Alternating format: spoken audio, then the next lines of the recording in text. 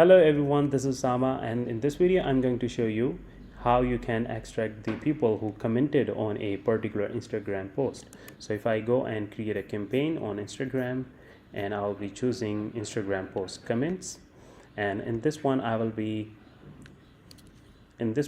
asked to paste the Instagram post URL, which if you go on Instagram you can find a post URL, and here you have a few comments.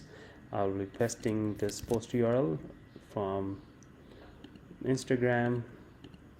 I'll be posting this URL from Instagram to ReachOwl and then go next. I'll be choosing send follow request,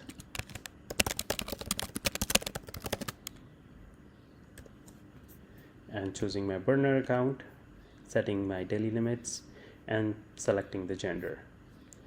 I'll go next and save my campaign.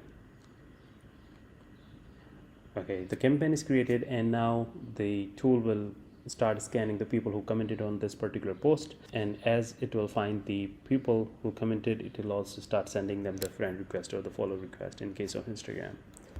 Welcome back. Now you can see that there were two comments on this post and they have been scanned, and the tool will start sending out them the friend request or follow request. Thank you for watching, and I'll see you in the next one.